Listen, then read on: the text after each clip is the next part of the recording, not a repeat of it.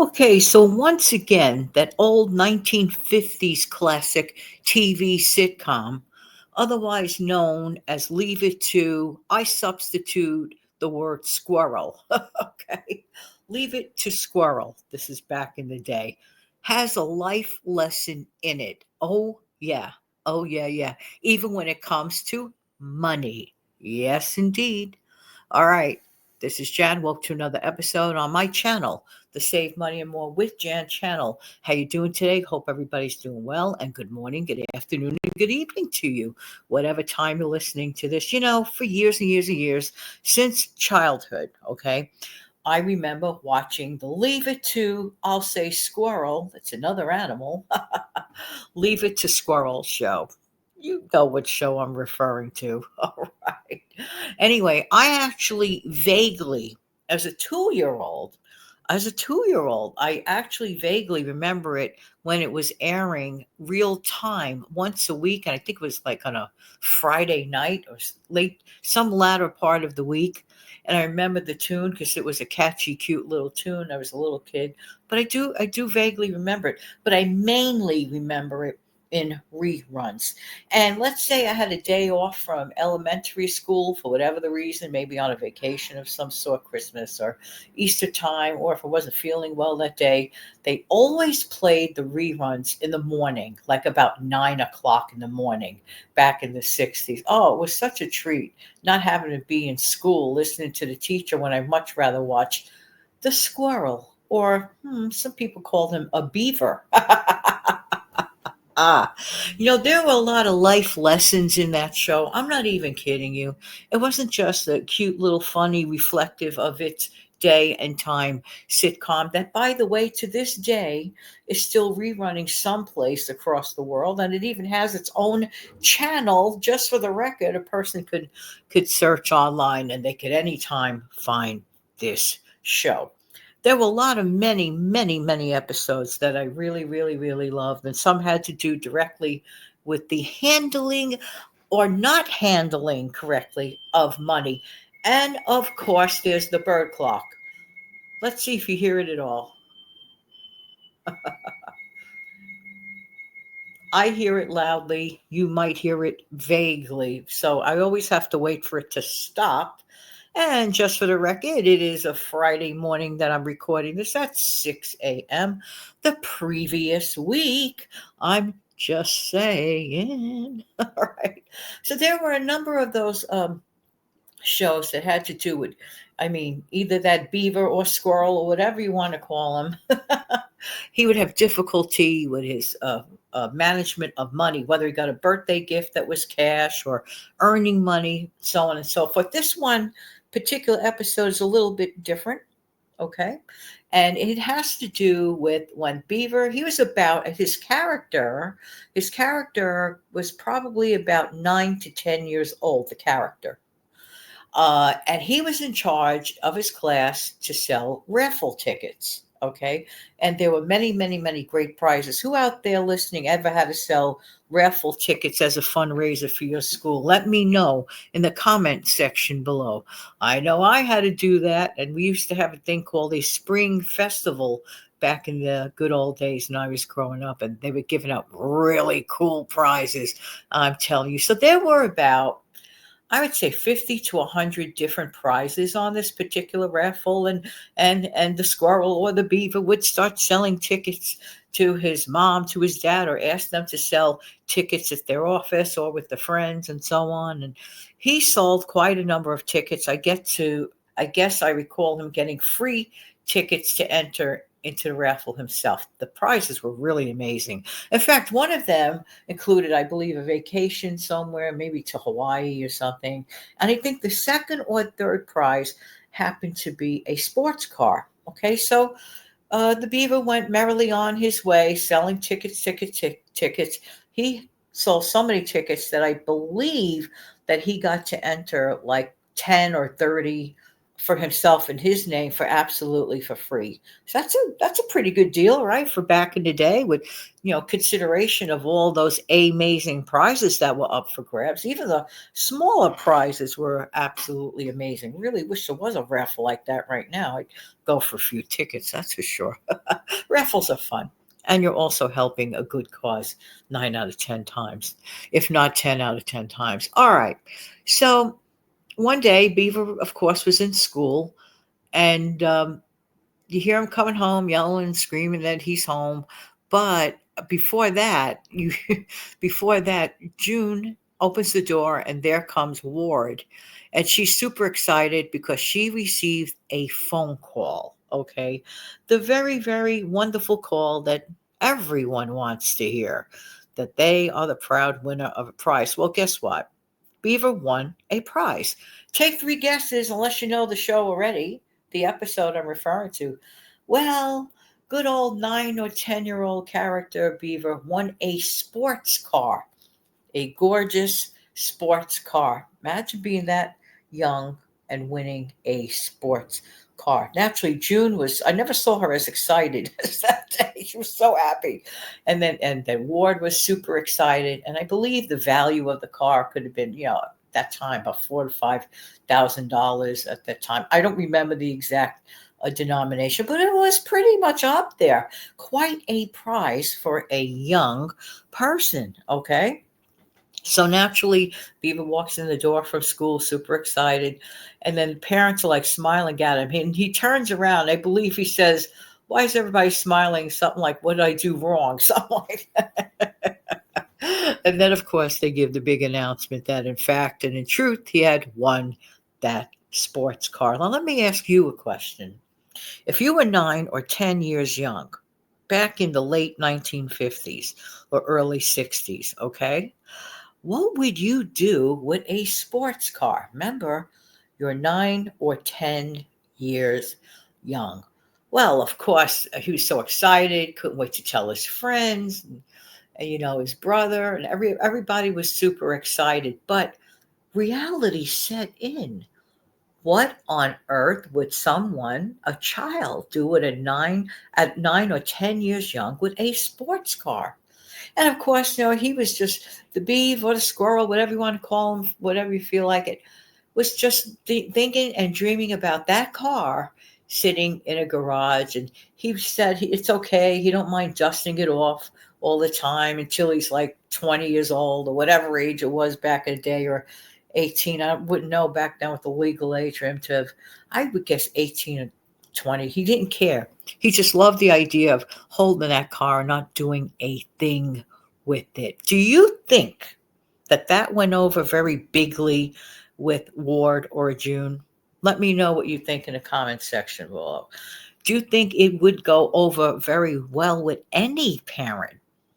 Let's just say that for some reason, one of our kids entered a contest like that and won a prize like that. I think that would be very, very interesting, to say the least. I mean, no, really. So, yeah.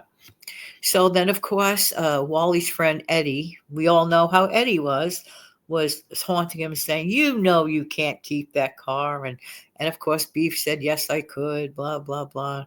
And then, well, Wally even reinforced it that probably he couldn't keep the car. And of course, unfortunately, the dad, Ward, had to be the bearer of bad news. He could not keep the car. And of course, Beaver let him know his reasons for wanting to keep the car. Or he would keep it in the garage nicely. He wouldn't drive it. He promises he'd keep it clean, all the good stuff. Make a long story short, we all know it wouldn't be a practical thing to do. So ultimately, Ward had to tell Beaver, and why not? Of course, he was extremely disappointed. But Ward made the right decision and sold the car and put the funds away towards his college. Okay, towards college. That was the thing back then, to do things like that. put it in the bank for whatever the reason. Okay. Would you say that was the right decision? Well, actually, it was kind of like the only decision if you think about it. But having to deal with the disappointment is what I want to talk about today. How many times in our life, moving ourselves away from Mayfield, an imaginary place, and to this day, nobody knows what state Mayfield really was in. There's always a big controversy about that, and I should know because I like to watch the people in those online chats about where this place is. Anyway, I feel that Mayfield is anywhere you want it to be. That's really what it is. So what do you think about that? Have you ever, moving away from the Mayfield place and the squirrel and the beaver and that nice little place in the world that I love to revisit, which is a nice, remote, faraway place from all the madness of current times. But honestly, let's think about something. How many times did we know that we should do something, but that nagging little part of us felt like, but I want that shiny, bright new penny. Yeah, but it's not practical. I wanted a carousel. I was okay even with just like a replica toy. But if given left to my devices, I would have loved to have owned a real carousel. Okay. Not, but I didn't want to do anything with it. I didn't want to be responsible for it. I just want to look at it. I just want to dust it off. Does this sound familiar to you? Just like the beef. I would have loved to have jumped on top of a beautifully done not plastic, excuse me. That would be such an insult to the carousel industry.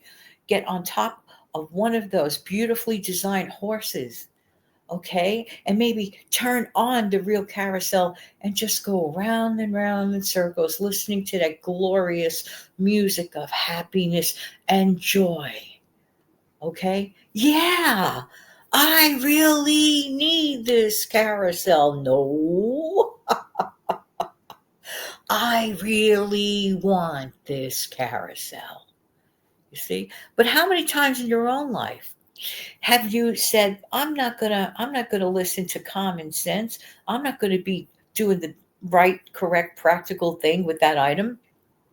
I'm going to charge a lot of money for something that I truly deep down don't need, in your heart, you really don't. It's just a super want. Now, there are many reasons for wanting things. I will never shame a person for wanting things. Somebody could say, "Oh, come on, Jan. I mean, are you like 3 years old enjoying carousels?" I think they're beautiful. I think they're artistic. Artistic. I think they evoke. They trigger such a happy childhood memory for me. So, and also I project other people that shared many, many, many memories on those things. Okay. So everyone has their own little want kind of place. I would never judge a person for a want. Now, getting the want over paying your light bill, now there's where I have a conflict of interest.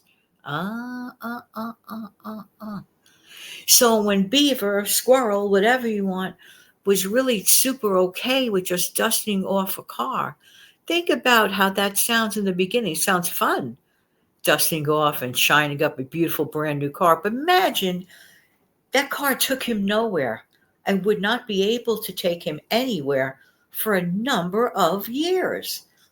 So it sounds good at the beginning. Sometimes these shiny, bright new pennies that we really, really, really, really want, and we really, really, really put out a lot of money for. Let's think about that for a minute. Sometimes, okay, sometimes it's not the greatest decision. So you see where I'm going with this. It really boils down to two words: immediate gratification versus long term results. Okay. So If the parent said, okay, Beef, you could keep that beautiful car that you just won, and it just sits there but does absolutely nothing until you're 18 or whatever the time frame would have been back in the day, is that practical? I would give him 2 weeks knowing the character, and he'd get tired of the cause and want something else new. How many times have we done that? So you see, it is a life lesson. Sometimes we really, really, really have to make decisions based on not because I really, really, really want it. Even if it sounds, sometimes we justify things and try to make things sound practical. Let's say it was myself. I could have said, I could buy a real carousel and then I could rent a space in XYZ location in New York. And then I could charge a lot of money for the tickets. But then that turns a fun thing into a job. Would I really want that job? No, I just wanted the memory. I just wanted the exhilarated feeling I had writing around and around listening to that music. You can't put a dollar price on those feelings and on those memories. Sometimes we let our emotions get caught up with our practicality. Yeah, I'm sure Beaver was totally disappointed when his dad said, here's another option what we can do. We could sell the car and put away that money for college. We'll give you a little something to buy a brand new bike. I believe that's what Ward exactly said on that episode. Okay. That sounds awfully disappointing next to him thinking about this big, beautiful sports car at 8, 9, or 10 years young, the character. You see where I'm going with this. So, as per usual, the choice is yours. Are we always going to give in to the immediate wants? And I'm not saying never have a want. Please have a want. We all have wants, but we also have to be practical. These are the questions that we have to exercise our common sense muscles in our that come outside of our frugal toolbox that I talk about. We have to exercise our common sense muscles. Is there something right this minute? And only you can answer that. And you don't have to tell me in the comment section. But is there something right now that you're flirting with that you really, really want in terms of material possession? You're really flirting with the idea of making that purchase, but you're not thinking straight about it. Here's a good idea, in my honest. When you feel that way, put that thing in your invisible shopping cart in your mind. Delay any thought of anything for at least a month, just a month. All right, cut it down to 2 weeks. 9 out of 10 times, you will probably forget it and say, did I really want that? All right, everybody. I hope that this message gets through to someone today. Thank you so much for being here. I really do appreciate everybody's time. Keep in mind that I upload a brand new show every single day of the week: Saturday, Sunday, Monday, Tuesday, Wednesday, Thursday, Friday, Saturday, Sunday, blah, blah, blah. I upload at 5 a.m. my time, Eastern. I'm just saying. And if you can't be there at 5 o'clock while you're drinking coffee or buttering your bread, any time of the day or night will do. Kindly share this video. I really appreciate that. Don't forget to click like, click like, and I'll never understand those that come all the way up to this point and still won't click like. Please click like. I'm just saying. Really? Seriously? Come on. Thank you so much. Have a great day, everybody. Take good care of yourself and your amazing family. Thank you.